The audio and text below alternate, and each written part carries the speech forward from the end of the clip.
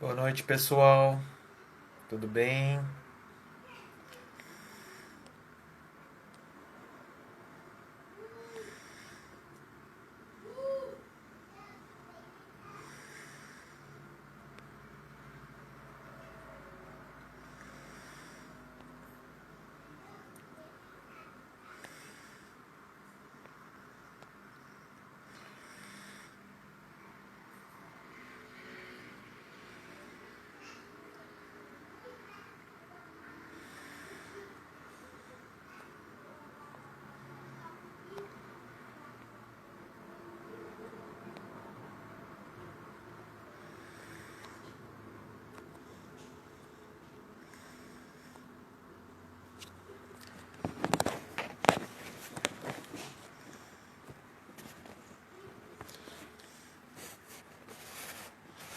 Vamos chamar o Dr. Fabrício para mais uma live, meu amigo.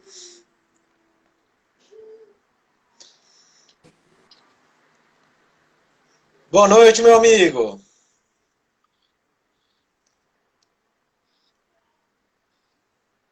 Tá me ouvindo, Fabrício? Tô. E você, me escuta? Opa, Alô, Noburo, você me escuta? agora sim. Deu uma falhadinha, mas Ah, tudo bem, meu amigo? Como que você tá? tranquilo. Eu tô bem, cara. E você? Como é que você Também, tá? muito bem. Agora já voltando muitas atividades, né? Mas ainda temos que Ah, que bom, tomar cara. cuidado, né, meu amigo? Ah, eu vou te dizer que a gente ainda tá. A gente ainda precisa. Como que eu posso dizer? Tem uma série de cuidados ainda, né, cara? Tá, a gente tá voltando. A gente tá voltando uma série de atividades, mas longe de poder voltar de uma forma. Como que eu posso dizer? Normal, né, cara? E a gente tem que tomar cuidado para não banalizar a morte, né, Verdade. cara? Porque as pessoas estão, né, a gente tem, né, tá achando muito isso, né, cara? Tipo, vamos voltar, e o que a gente vê, na verdade, é a banalização da morte, né, cara? Porque dá para voltar, algumas coisas a gente pode voltar, né, cara? Mas eu ainda considero que voltar à escola, eu acho que é banalizar muito a morte, é pedir para parar, acho que a gente não tem controle para isso, mas é só. Nem ambiente, cara. Tava vendo, se a gente separar a escola, né, as carteiras para as determinações, você não vai ter uma sala de 20 alunos, ficam quase Verdade. 10. E os outros 10, você coloca onde? Não, Fica imagina em, então, se a gente pensar em crianças menores, educação é, infantil. não, sem condição, sem condição, Verdade, meu amigo. sem Obrigado por ter condição. aceitado novamente esse convite. Nada, que isso. É, Fabrício aqui, Pra mim, eu que agradeço, sucesso sempre, é sempre tão uma honra aqui. esse meu amigo. É uma honra estar sempre contigo. Beleza. E hoje, Fabrício, a gente tem alguns assuntos para conversar hoje, né? E antes de mais nada, Sim, sim. até a gente falando disso, de protocolo de volta de aula, a gente falando sobre esse momento que a gente está. Você que há muito tempo está aí no meio acadêmico, trabalhando com pesquisa, né? Eu digo assim, queria saber de você um pouquinho, né? Primeiro, qual a importância de nós da educação, professores, escolas, gestores, né? Olharem a pesquisa científica, né? Olhar as evidências científicas, porque a gente sabe que a, essa comunicação científica na área da educação ainda precisa melhorar bastante, né, Fabrício? Então, Noburo, mais uma vez, obrigado pelo convite, cara. É sempre uma honra estar conversando contigo aqui. É uma coisa que a gente, né, vai virando um hábito. Acho que mesmo pós-pandemia acho que é uma coisa que a gente pode manter, uma forma da gente estar discutindo sobre temas e coisas mais bem interessantes. Então, cara, eu particularmente eu vejo que o método científico ele tem que estar presente na escola em duas formas. Primeiro, numa evidência, né, para que os profissionais, para que os professores é, tomem, planejem suas aulas baseadas em evidências científicas, né? No Brasil, a gente tem a cultura de muito assim, a gente vê um método, vê uma teoria, mas a gente coloca na prática sem ver realmente a evidência científica daquilo. E a gente também não, como que eu posso dizer, a gente não tem o hábito, né? O professor não tem o hábito de usar a evidência científica, né? Para planejar as suas aulas. A gente precisa disso.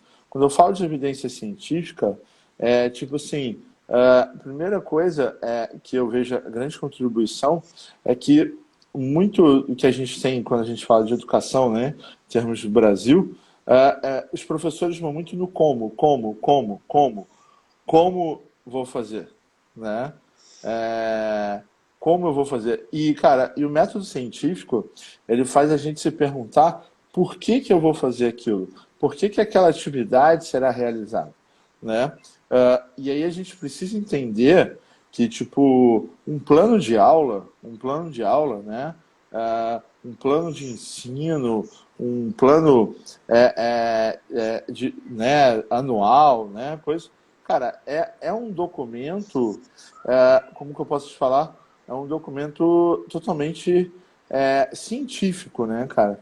Então eu preciso planejar as minhas ações, e quando a gente fala baseado em evidência, é uma evidência científica, mas também evidência em problemas que de fato aquelas crianças apresentam. Como, por exemplo, problemas, tipo, em que estágio do desenvolvimento cognitivo está aquela criança, estágio do desenvolvimento motor. Então, eu preciso levar isso em consideração no meu planejamento. Então, eu preciso ter uma contextualização daquele assunto, daquele conteúdo, daquela competência, né, que eu quero desenvolver para aquela faixa etária. E aí eu preciso evidenciar isso, ou seja, juntar a minha experiência, né, a minha empiria científica com a empiria casual ali do que eu tenho dos meus alunos. E é esse consenso que o professor não faz, muitas das vezes. Mas não faz não é porque não queira, porque ele não tem o conhecimento, ele não foi formado para fazer uma seleção crítica, por exemplo, do que é realmente validado científico ou não. E aí, isso é interessante, porque, cara, a gente está na era do sistema nervoso, né? A era do cérebro, era das questões de aprendizagem, né? Segue, tipo... Então, por exemplo, como que eu posso dizer? E aí tudo que tem neuro seduz a gente, né? A gente está aqui porque a gente está conversando de neurociência, cara. São terceira live que a gente faz, aí tem uma série de pessoas que assistem a gente porque a gente está falando de neurociência. Então tudo que tem neuro seduz muito. E aí você tem os Verdade. neuropicaretas, né, cara? Você tem você tem os neuropicaretas, e aí, só que o professor, por não ter conhecimento, ele não consegue fazer esse discernimento, né?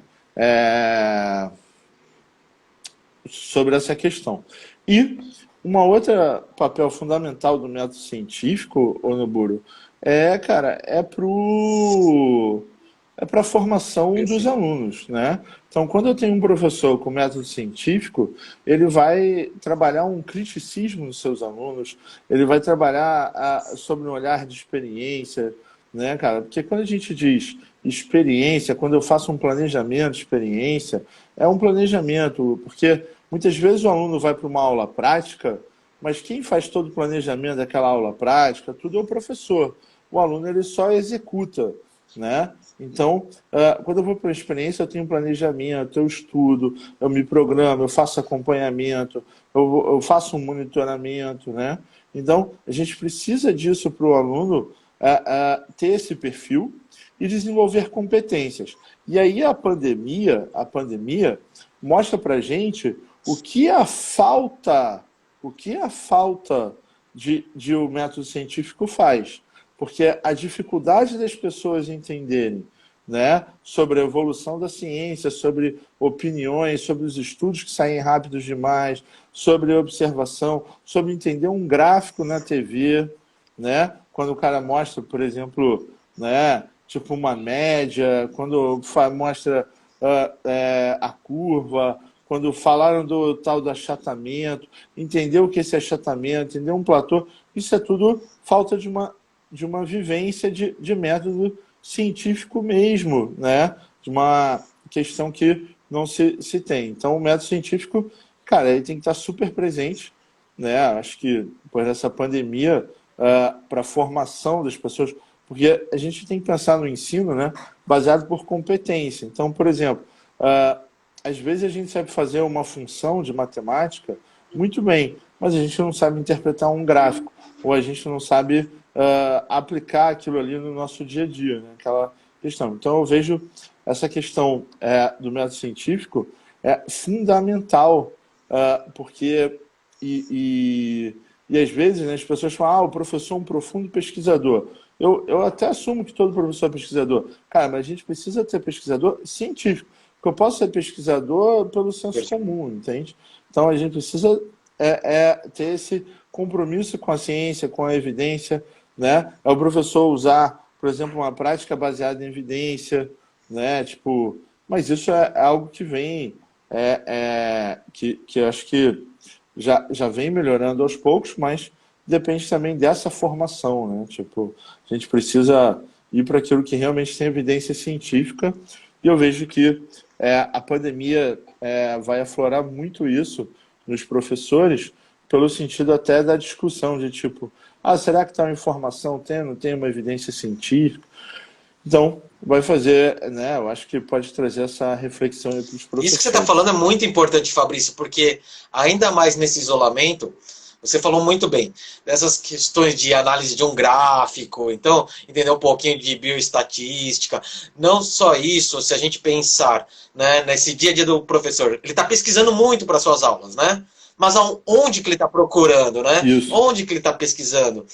Eu vejo que hoje, às vezes, uh, um influencer digital que muitas vezes não tem nenhuma evidência científica acaba virando verdades, né? Sem nenhum embasamento técnico. Às vezes você vê que não tem nenhum contato com alguma evidência científica, né? E aí eu pergunto para você, né? Até como você é pesquisador, comanda um laboratório nosso lá do SensoPeg, você acha que, em geral, no Brasil, se produz pesquisa, claro, precisa aumentar muito, né, ainda investimento nisso, mas você acha ainda que essas informações ainda estão longe da educação, que não tem plataformas, que ainda não se desenvolveu um senso, né, de análise científica crítica, né, até para saber o que é bom, o que não é, ou que plataforma eu consulto, né, porque eu acho que geralmente um pedagogo, um professor, não tem isso na própria formação, né? Então, o que eu posso dizer, Nuburo? Eu, mais ou menos há uns 10 anos, né, onde eu fiz o meu doutorado lá com o professor Alfred Chalfrão, que faço parte de uma série de pesquisas e, tipo, e a gente leva esse DNA do Ciências e Cognição para o SensoPeg, né? A gente tem uma parceria muito grande. Cara, eu vejo cada vez mais perto da educação a ciência. Por quê? Começa-se de uns 10, 12 anos para cá, começa a olhar para uma coisa que é a divulgação científica, entende? Que é para você aproximar, por exemplo, os indivíduos, como que eu posso dizer, né, aproximar a comunidade das descobertas científicas. Quando a gente fala de educação, por exemplo, a gente teve um ganho muito grande em 2013, mais ou menos, que começa-se a discussão, né, e a formação, junto com o Instituto Ayrton Senna, de uma rede de ciências para a educação, né? Então, assim, a gente vê diversos hoje, por exemplo, o Ciências e Cognição mesmo, a gente tem um trabalho que é a rede de neuroeducação, é a rede de pesquisas em neurociência e educação, entende? A rede que é justamente ensinando ao professor como que o professor ali, de maneira bem simples, ele pode fazer pesquisa na sala de aula, entende? Agora, e assim como a gente tem o Ciência e Cognição, tem também o Museu Itinerante, de de neurociência, a gente tem outros diversos programas em diversas áreas da ciência, né? A gente tem, por exemplo, a Casa da Ciência, a gente tem diversas outras questões. A gente tem um outro ponto também que faz a ciência cada vez mais estar perto do mercado de trabalho, que foi o aumento nos últimos anos de mercado, como que eu posso dizer, do, do mercado, né, da criação de vagas, né, da criação de programas, melhor dizendo, em mestrados profissionais, né? Então, hoje, e aí, por exemplo, isso é importante dizer, porque até então as pessoas tinham um mito, né? Ah, mestrado profissional vale menos do que mestrado acadêmico. Não, tem o mesmo valor. A única coisa é que no mestrado acadêmico você tem uma tese que é totalmente acadêmica. Pronto, acabou. Mostrou o resultado ali e vai. No mestrado profissional, você precisa ter, de fato, uma relevância social, porque você vai desenvolver um produto da sua tese. Então, você vai desenvolver um produto, como que eu posso dizer?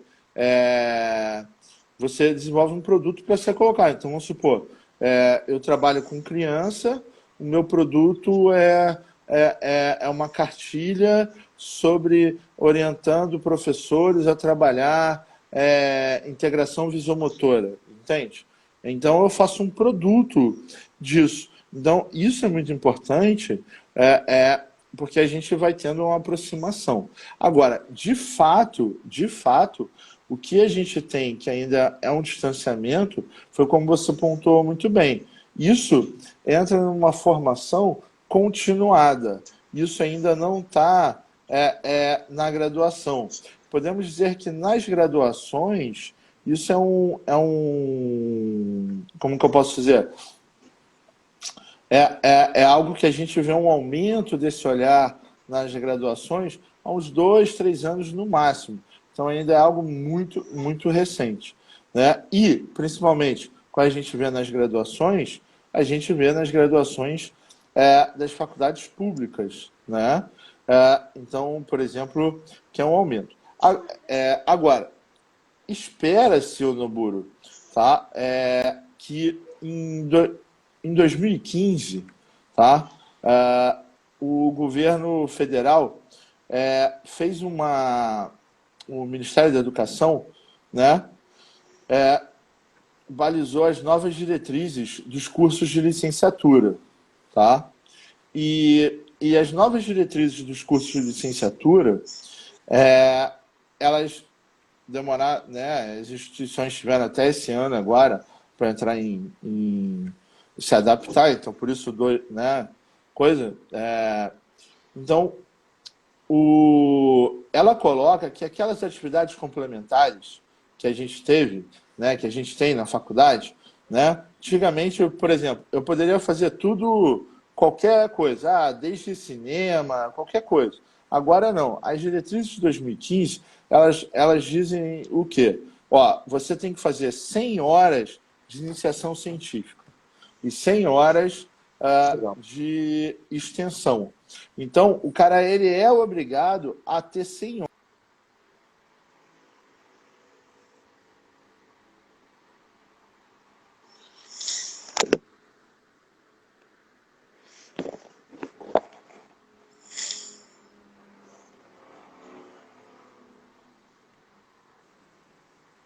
Oi, oi. Falou no Buro? Deu uma falhada aqui. Oi, oi. Oi, Foi? voltou. Tá.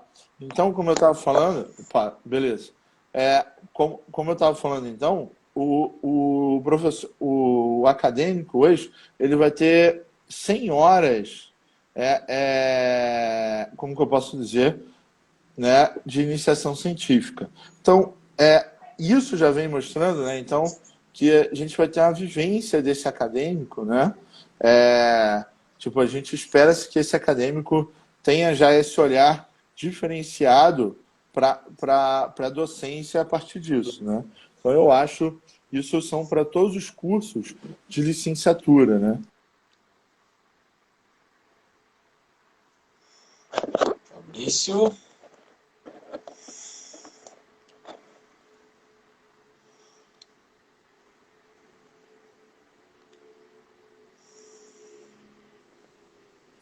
Opa, Oi, travou de novo. voltou, Voltou.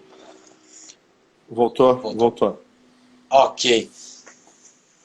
Vamos lá. Ô, Fabrício, Vamos ah, lá. olha, Fale. sem conversar antes, mas quase você acertou meu produto final do mestrado. Meu produto é um manual de pré-requisitos visomotores para trabalhar com o professor na educação infantil. Sim, sim, mas é um produto, Sim. né, cara? É um produto que a gente precisa.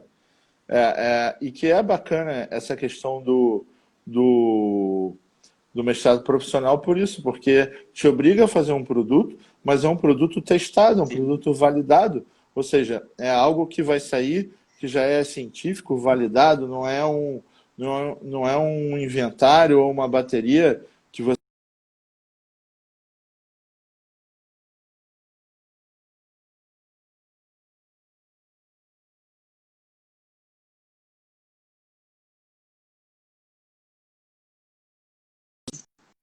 Voltou, voltou. Nossa, hoje tá falhando bastante, hein? Cara, eu não sei se é minha, se é a Também não sua. sei. Eu tô aqui, Mas vamos lá. Vamos entrar não no, consigo. então, no Vamos lá. assunto de hoje, né? Ah, impactos dessa Aham. primeira infância no cérebro adulto, né?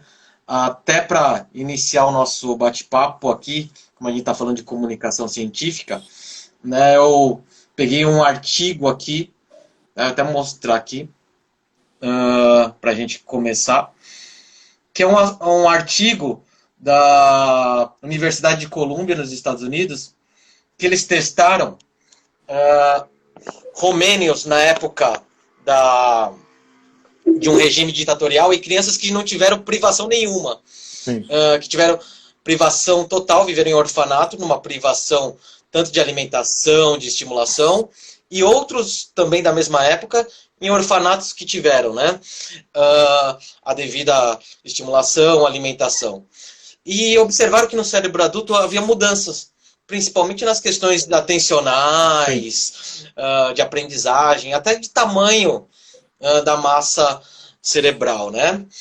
Mas baseado nisso também e no assunto de hoje, eu queria que você falasse um pouquinho do que você vê, estuda, que eu vejo muito essa suas pesquisas. Como que você vê a estimulação de crianças hoje, né? E o impacto para um adulto ou mesmo para a aprendizagem? Ah, primeiro que hoje a gente tem um efeito reverso, né, cara? Hoje posso dizer que a galinha de ouro, né, nossa, a gente está se programando, né? Agora, após pandemia, vai demorar um pouco, mas a galinha de ouro nossa era para ver o efeito reverso. Antes você via um impacto da privação, né, nesse desenvolvimento da criança.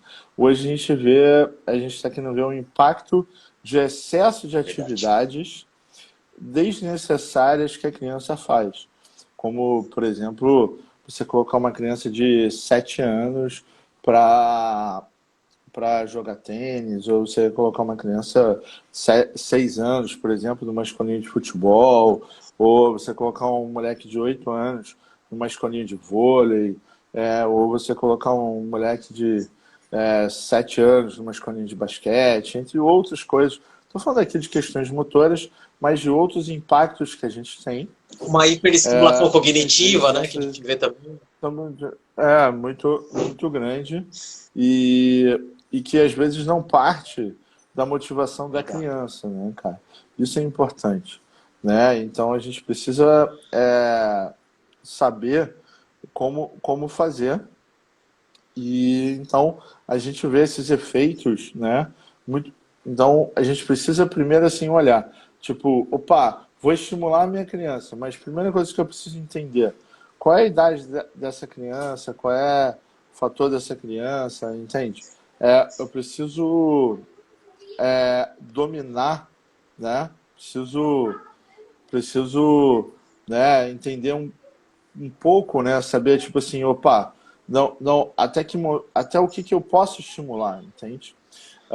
Agora, a primeira infância, cara, na verdade, não só a primeira infância, mas a infância de maneira geral, é um momento riquíssimo, né? Um momento importante, porque é um momento onde a gente desenvolve uma série de habilidades que são preditoras, né? Habilidades que são fundamentais para o nosso desenvolver da vida, principalmente nessa primeira infância, onde a gente tem todo um início, né, de uma série de formações, né? Então, a primeira coisa que a gente precisa, eu sempre digo, é que as pessoas, muitas vezes, acham que as etapas progressivas e regressivas do sistema nervoso, elas acontecem somente no período durante a concepção, a gestação, sabe? Mas não, durante a formação, né? Não, galera. Essas etapas progressivas e regressivas, elas continuam. E o sistema é plástico. Então, a primeira coisa que a gente precisa entender é que plasticidade, a gente lê muito nos jornais falando sobre questões benéficas, né? Exemplos positivos de plasticidade. Mas a primeira coisa que tem que estar claro é que plasticidade o sistema é plástico, ou seja, o sistema é moldável de acordo com os estímulos que eu recebo.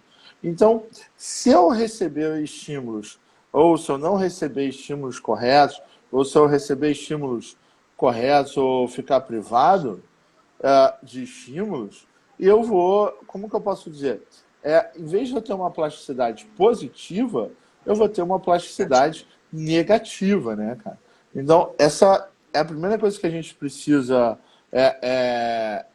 ter claro, que, tipo, muitas das vezes as pessoas falam, o sistema é plástico. Então, muitas vezes eu posso até atrapalhar com essa hiperestimulações, né? Então, é um momento. E a gente sabe, né, cara, que, tipo, a primeira infância é um momento que a criança está mais suscetível a desenvolver uma série de habilidades ali, somente com seus 6 anos de idade, uma série de competências, onde ela precisa ser estimulada, né, de maneira adequada. Agora, quando a gente fala de estímulo adequado no Buro, né, não é somente o estímulo que o pai dá, né? Tipo, não é somente o estímulo tipo, de uma boa escola, não é somente ter estímulo motor. Entra estímulo de alimentação e entra principalmente o estímulo de ambiente. Se a gente fala de qualidade de vida a longo prazo, cara, entra a questão de controle de sono, né, cara? Que a gente sabe que hoje um dos grandes vilões que a gente tem na primeira infância são essas variáveis de controle de alimentação e sono, né, cara? Que é tipo, quando a gente fala de sistema nervoso, então, a primeira infância é importante, né, principalmente para o desenvolvimento do que a gente chama, né, de obesidade, né, cara? E se a gente falar de infância geral, a gente sabe que o final da infância, você como professor de educação física sabe, né, bem isso, que o final da infância e o início da pré-adolescência, então, são fatores determinantes para uma condição de qualidade de vida ao longo das outras. Então, da mesma forma que eu tenho isso em termos de questões, né, físicas, eu tenho isso no meu sistema nervoso. Então, por exemplo, quando a gente fala de estímulo, esse estímulo de alimentação, sono, né, vai ter uma influência muito grande no meu desenvolvimento do sistema nervoso, né? Uma série de prejuízos atencionais que a gente tem em crianças, né, são por questões de não terem um sono, uma rotina de sono adequada, como é esperado. E é o que a literatura coloca, né? Perfeito. Isso é muito importante, né? E você até falando dessas relações, né? Até eu tenho uma amiga que fez uma pesquisa sobre essas crianças que durante a educação básica, essa relação obesidade e capacidade atencional, né? Uma amiga que fez mestrado pela Unifesp, né? E muito interessante também essa relação. Mas, Fabrício, você está falando muito dessa questão dessas estimulações, o que é adequado, o que não é adequado, né? Isso é muito importante. A gente volta de novo, Uhum. né? Uma coisa que a gente falou sempre em todas essas lives. Por isso é importante entender quem é essa criança, né? Como olhar para essa Sim, criança, entender os marcos do desenvolvimento, o que dá para trabalhar com aquela criança, qual que é, através de uma sondagem, de uma triagem, o perfil dessa criança, se ela está pronta para aquelas habilidades ou não, para incentivar. Isso é muito importante, né? sim, sim.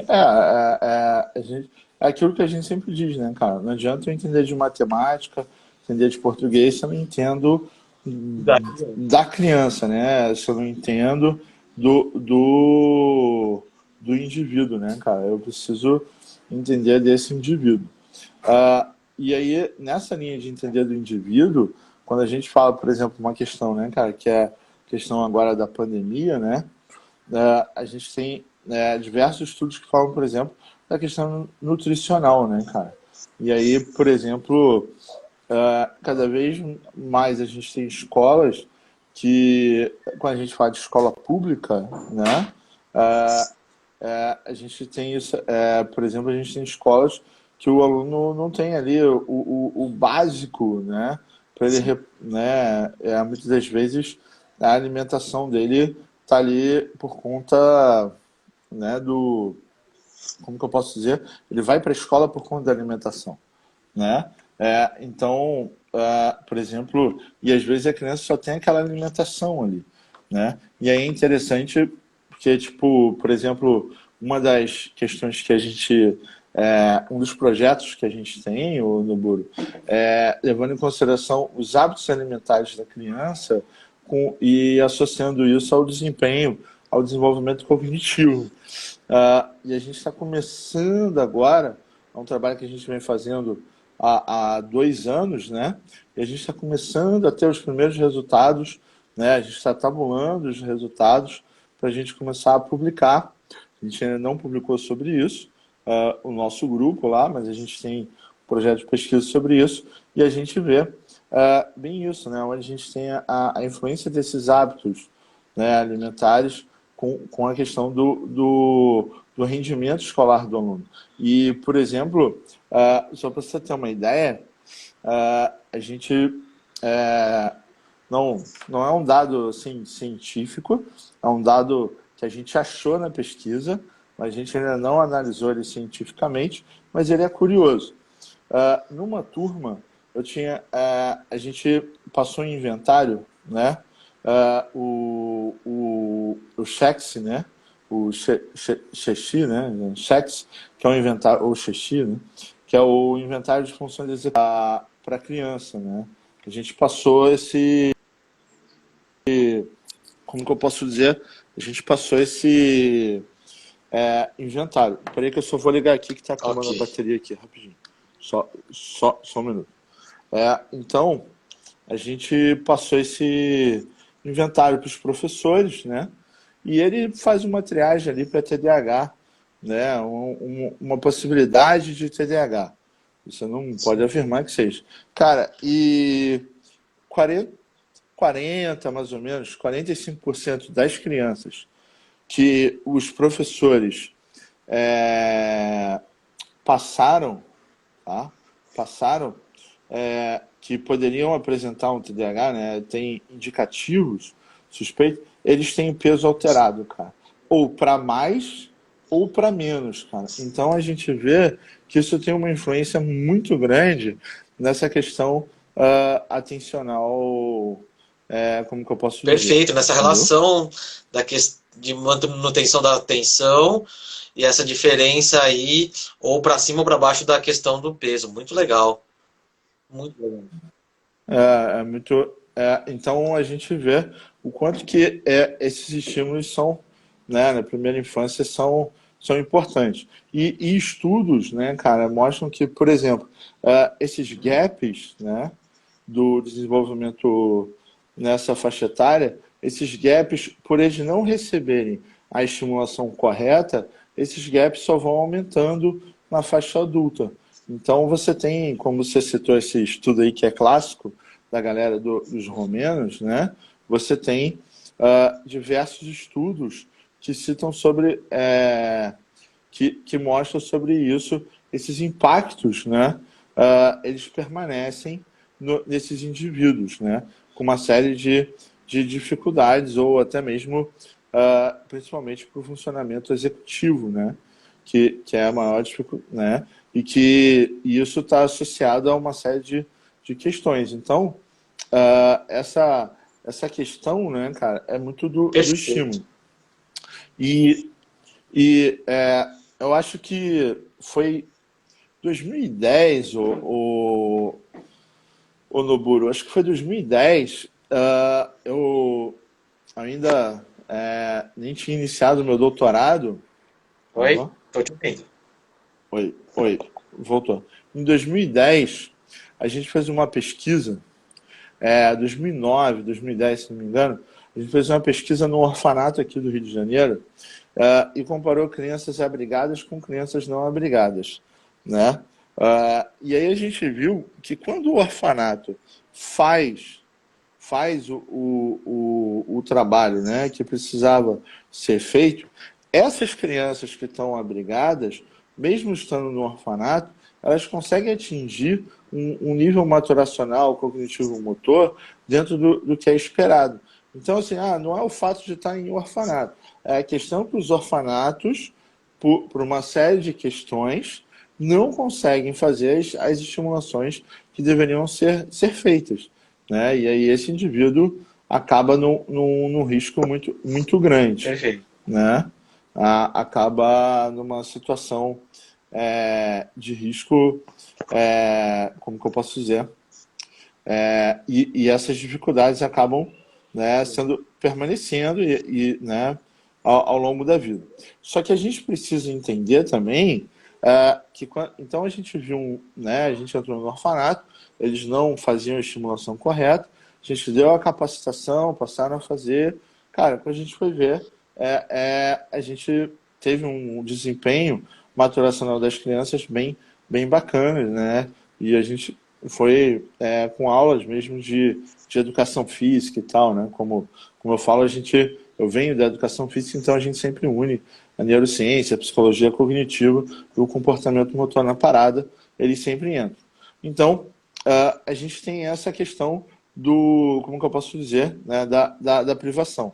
Agora, agora, a maior privação, né, que a gente tem bastante, e que essa, como a gente está falando, e que é um desafio, porque, por exemplo, a de estímulo a gente tem como dar, agora, cara, é a questão da alimentação. Essa é um desafio, porque não depende só da gente, entende? Porque entra toda uma construção de hábitos saudáveis de alimentação para o indivíduo que tem uma compulsão, para uma obesidade, entende? Essa não depende só da gente e principalmente a falta da alimentação, que é um processo muito grande, né? E isso a gente tenta até, pensa, por exemplo, a gente está com um projeto agora, né? A gente ia iniciar esse ano, a gente fez um pequeno piloto para ver se dava certo e tal. Esse piloto já foi até aceito numa revista, em breve ele vai ser publicado. Tipo, a gente utilizou os flavonoides, né? A gente utilizou princípio ativos de flavonoide, então a gente dividiu a turma, né, em dois grupos, né? Um grupo tomava uma bebida a princípio de flavonoide e outra tomavam uma bebida placebo, vamos dizer assim, né? E aí a gente foi acompanhando para ver o piloto e tal. Dentro desse projeto que eu falei, que é a questão da, da, da dieta. Então a gente viu que, tipo, a gente tem diversos estudos que falam dos flavonoides e questões cognitivas, né? E melhora cognitiva. E aí a gente viu que é uma possibilidade de você fazer essa ingesta para crianças, né? Uh, e aí a gente viu que era uma coisa que, através de uma avaliação de, como que eu posso dizer, é, de hábitos alimentares, né? A gente viu que era algo que faltava na dieta dessas crianças. Assim, vamos dizer assim, seria crucial. Então a gente utilizou essa bebida com flavonoides, desenvolveu bem Legal. bacana, tá? Bem bacana. E aí a gente teve resultados animadores, com uma melhora em 70% das crianças do grupo experimental. Então, 70% das crianças do grupo experimental desse piloto apresentaram um desempenho favorável. Então, a gente decidiu ampliar. Só que, infelizmente, veio a pandemia e aí a gente Teve. não teve que parar esse estudo, e então a gente tá paradinho sobre isso, né? Mas, assim, os impactos, né, cara, da primeira infância, eles vão ser grandes, e principalmente do que a gente pode dizer de inteligência prática, né, cara? E aí o que cabe a gente, o que eu posso dizer, tipo, do que cabe a gente por exemplo, primeiro, que as escolas tenham nutricionistas, né? Isso é uma coisa que é importante, porque igual a gente tem, sei lá, tudo é neuro, né? Hoje a gente tem as Brain Foods, a gente tem a Neurofood e a gente já sabe os alimentos que são importantes. A gente, tipo, cara, eu sempre digo isso. O principal remédio hoje testado para Alzheimer, utilizado, ele é a base do daquele do Sim, wasabi, nossa raiz forte, do isso, japonesa. da comida japonesa. Então, Verdinho. o principal. Isso. O principal remédio que você tem hoje para Alzheimer é a base disso. Você tem, tipo, por exemplo, a questão do princípio ativo do vinho, né? Então, você já tem diversos estudos que falam sobre o vinho. Então, por exemplo, do cálice do vinho não ser só bom só para a questão Cardio. cardio, né? Mas também para a questão do sistema nervoso, né? Então, você tem uma série de questões sobre isso. E aí, por exemplo, a primeira coisa que a gente precisa, né, que a escola tenha um nutricionista e que a gente tenha essa conscientização dos hábitos saudáveis de alimentos. A gente sabe que a gente tem alimentos que podem desenvolver toxinas e coisas mais, não são tão saudáveis, não devem entrar tanto na vida da criança quanto, né, quanto entram hoje em dia. E, é, e aí o que cabe a gente também dar a estimulação correta, né, o Noburo? Tipo, respeitar, o ensino cada vez mais na educação infantil voltado para uma competência, voltado para desenvolver habilidades, né, trabalhar toda essa parte do funcionamento executivo, toda essa base executiva que a gente sabe que a educação infantil é importante para esse desenvolvimento, né, toda uma parte de cognição social, né, a questão de regras, né, coisas que hoje se perdem muito na educação infantil, porque a gente tem uma escolarização muito precoce na educação infantil, voltado para conteúdos e não para uma competência, né? A gente tem uma perda muito grande da educação infantil. Hoje a educação infantil é pré-escola, né, cara? Então a gente tem uma escolarização já muito cedo, e essa escolarização muito cedo leva a uma série de conteúdos onde a criança já precisa ir armazenando. Muitas das vezes a gente tem uma alfabetização precoce daquela criança, mas uma alfabetização precoce que não respeita aquele desenvolvimento da criança, entende? Porque a criança, ela tá ali, óbvio, o processo de alfabetização, letramento, vai começar ali no momento que ela entra na escola.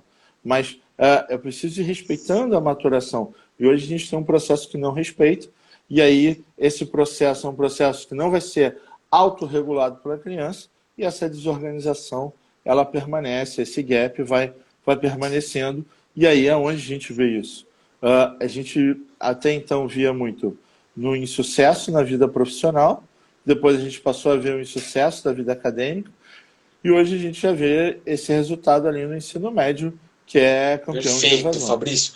E você falando tudo isso, eu fico pensando aqui, que nesse momento de isolamento, o nosso desafio é muito maior, né? Se a gente pensar em todas essas questões. Eu que trabalho também na escola pública, a gente vê muito isso, né? Se a gente pensar, ainda tem um caráter muito assistencial, porque se faz necessário ainda, dependendo da localização, né? Sim. Aí a gente vê todas essas questões, alimentação, cuidados pessoais, áreas de vulnerabilidade. Além disso, a gente está num momento que os gestores de educação precisam entender um pouquinho de ciência também, para ver o que é um protocolo adequado, né? O que já tem testado no Sim. mundo, o que os infectologistas falam, né? E que tem se comprovado, e para fazer protocolos específicos ainda para o que eles podem aplicar, né? E muitas vezes o professor, no meio disso tudo também, que precisa integrar essas questões. Aí eu pergunto também, né? Você falou muito dessas questões e a gente vê que está na moda falando muito de funções executivas, né?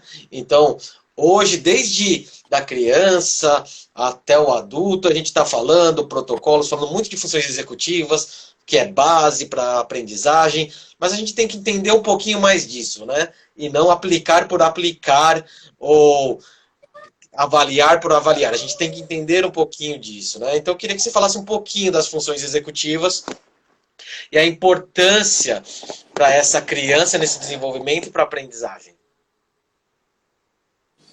Então, cara, primeiro dizer que assim, ó, a primeira coisa que a gente precisa, né? Então, quando a gente fala de primeira infância, é entender o que é aprendizagem, né? A gente fica muito preso em aprendizagem Perfeito. formais. E, cara, a vida não é feita só de aprendizagem formal. Eu tenho as aprendizagens não formais, que é o jogo de cintura, eu perceber a minha hora de entrar numa conversa, eu estar num jogo, tipo, eu entender qual é o meu momento de, tipo, é minha vez, é sua vez, é a vez do outro. Então, isso vem da aprendizagem não formal, né? E que vai dando um desenvolvimento cognitivo para a gente, entende? Então a gente precisa entender, tem uma série de questões que, apesar da escola ser um espaço para aprendizagem formal, eu preciso também trabalhar essas questões não formais. E aí vem essa questão, que é flexibilidade cognitiva, planejamento estratégico, né? Capacidade de organização, perseveração, né? Então, tipo, começar uma atividade, vamos terminar aquela atividade, saber trabalhar com a frustração, né? Uma série de questões. E aí, cara, isso vem do Perfeito. brincar. Isso vem do brincar. Mas não é o brincar pelo brincar. É o que a gente chama de ludicidade, né, cara? Que o Zinga fala que é o homoludos, é o jogo da vida. Perfeito. Entende? E é esse jogo da vida que a gente precisa dar lugar na escola para eu trabalhar essas questões nesse funcionamento executivo, né, cara? Que aí vem o controle inibitório, que está ligado a toda, né? Eu lembro quando a Dari Diamond explicou pra gente, o controle inibitório tá todo ligado a um, como que eu posso dizer, a um contexto de disciplina, né? E Por aí, isso, cara, Fabrício, até o que a melhor gente vê contexto. os professores e pais, tantas questões Sim, comportamentais na escola, né? E não sim, percebem que tem bases que precisavam ser trabalhadas para a criança não parar quieta, sim. quando ela não consegue controlar suas emoções. Isso é muito importante, né? Justamente, não sabe lidar com a frustração. Isso é tipo é poder de argumentação. Então, por exemplo, e a gente sabe, né, cara? E aí vem o conhecimento.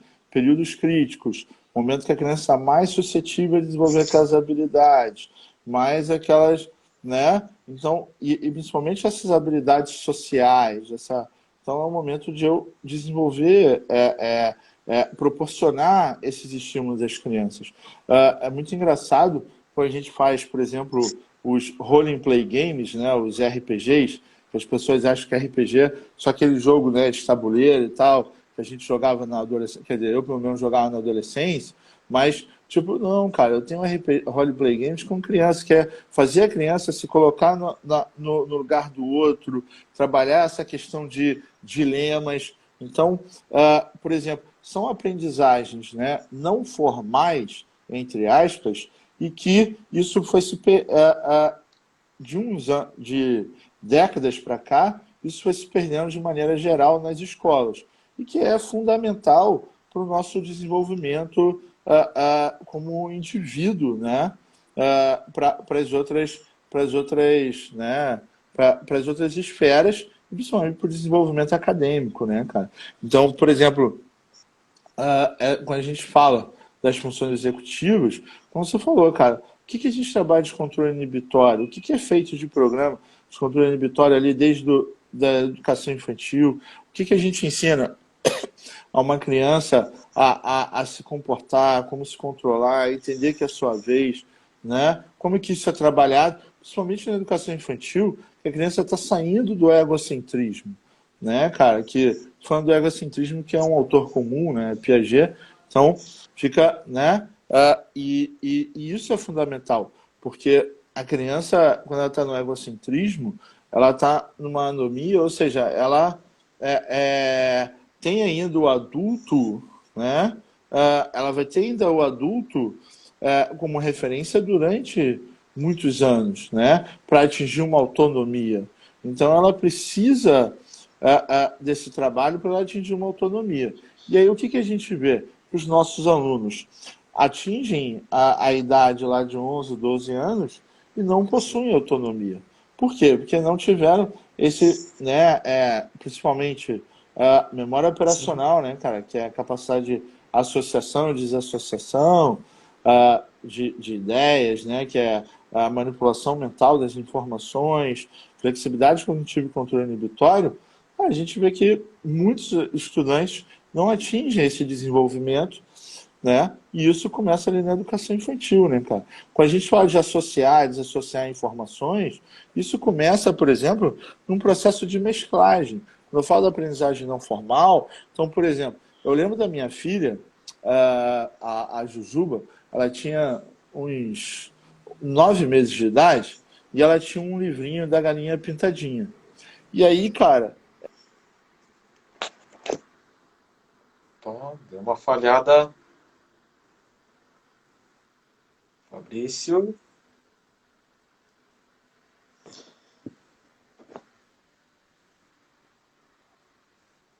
Opa, Fabrício, tá aí?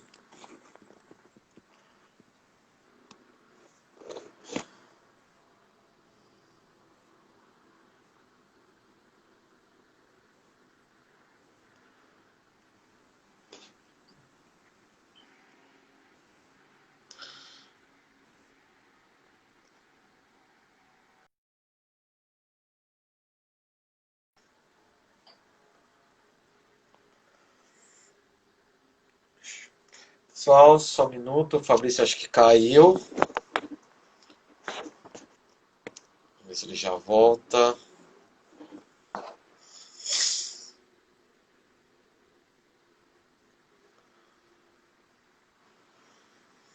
Buro.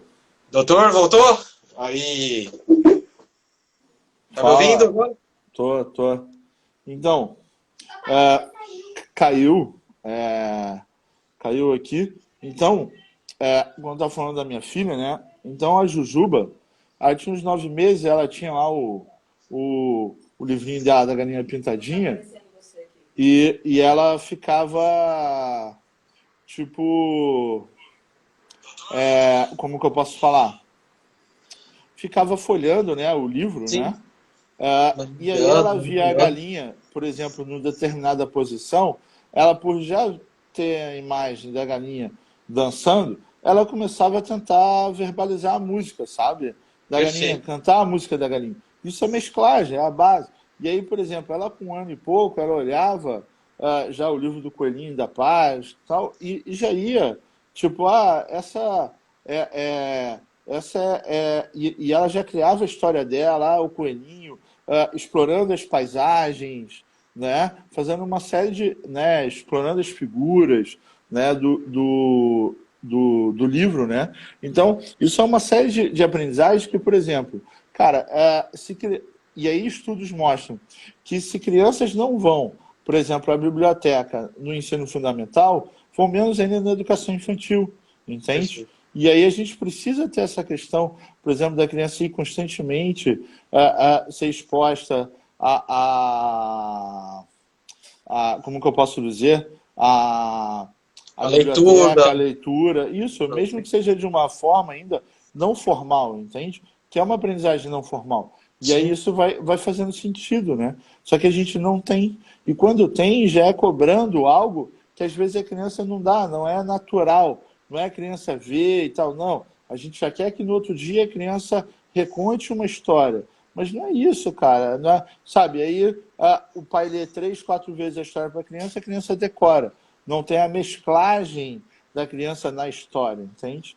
Então, essa é uma diferença que, por exemplo, muitas escolas, por exemplo, às vezes fazem o empréstimo do livro, mas não fazem o empréstimo do livro assim. Não, a criança lê, mas o pai vai para casa e aí o pai lê 4 vezes a história e a criança decora. Ela não Sim. mescla com a história. Então, a riqueza que seria era mesclar, que eu trabalharia flexibilidade Interagir, né? cognitiva, eu trabalhei toda essa questão do pensamento executivo, ela não existe, né? Ela não Perfeito. existe.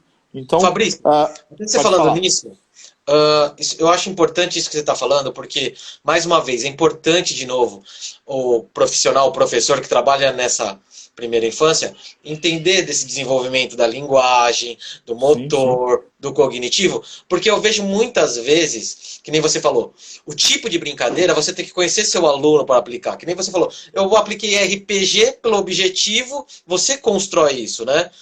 Eu fico um pouco com medo, né? Quando eu vejo que quando cada época um tipo de estimulação é a correta, né? Por exemplo, hoje eu Sim. vejo que assim, por exemplo, hoje você pergunta assim, todo mundo fala: "Ah, tem que comprar brinquedo não estruturado". Hoje tem que todo mundo é brinquedo não estruturado. Aí você pergunta: "Por quê?". Ninguém sabe, É. né? Quer dizer, só os professores que realmente estudam, eu falo assim, não é o fazer pelo fazer, né? A gente tem que entender o porquê aplicar e quando aplicar cada brincadeira, né? Na verdade, é aquela questão que a gente falou lá do método científico no início do Sim, nosso papo, né, Noburo? Que é tipo, por que que eu vou fazer tal atividade? E eu tenho para mim, cara, que assim, eu particularmente, não existe um método melhor, um método sim, pior do que o outro. Para mim, o que existe é tipo, por que que eu vou fazer essa atividade? O como, eu costumo dizer para os meus alunos que o como, tudo pode sempre. doutor, Desde, só para falar, a gente tem 20 segundos que vai Tá, cair. beleza. Não, como caiu e voltou, acho que a gente fica mais, não? Não, Não? não, tá 15 segundos. Aí a gente cai e retorna, E então, para volta, tá finalizar. bom? Então, eu sempre digo que o como, tudo pode. O como vou fazer, tudo pode. Agora, o porquê é